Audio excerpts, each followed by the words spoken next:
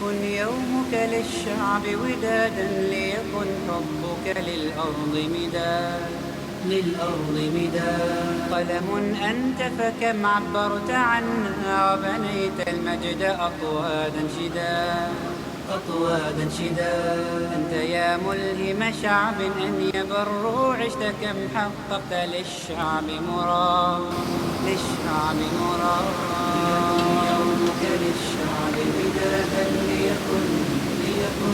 ليكن حبك للأرض مداد قلم أنت فكم عبرت عنها وبنيت المجد أطوادا شداد أنت يا ملهم شعب أن يبروا عشت كم حققت للشعب مراد يا أيها الذين آمنوا وقولوا قولا سديدا يصلح لكم أعمالكم ويغفر لكم ذنوبكم ومن يطع الله ورسوله فقد فاز فوزا عظيما. Falëndrime i takojnë Allahut subhanahu wa taala, Zotit të botrave. Atë falenderojmë dhe vetëm për Allahun ndihmë dhe falje kërkojmë.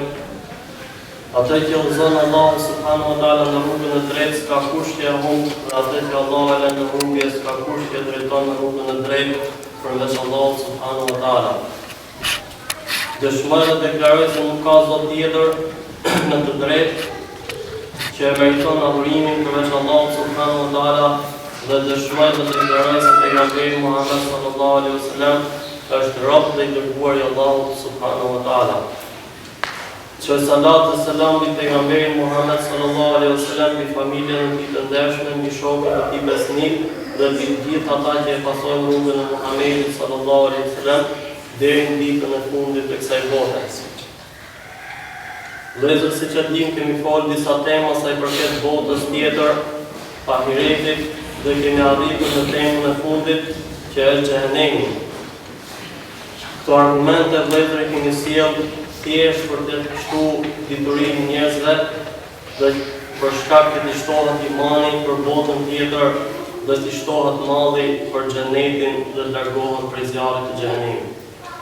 Sot me lejen Allahut azza wa jalla do të flasim dy hadithe të pejgamberit Muhammed sallallahu alaihi wasallam që flasin për cilësitë e banorëve të xhehenemit. Hadithi i parë është pejgamberi Muhammed sallallahu alaihi wasallam na lajmëron për 3 persona që janë prej banorëve të zjarrit të xhehenemit.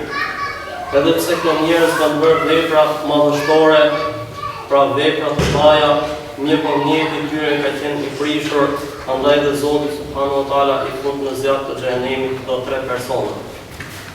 Thot pejgamberi sallallahu alaihi wasallam, i pari njeri që do ta marrë Allahu azza wa jalla ditën e kiametit është shahidi. Pra do t'ja sjellin shahidin në Allahu azza wa jalla, do t'ja përmend ata mirësitë e tij që ja kanë dhënë në dynja, pra e ka mësuar. حبك للأرض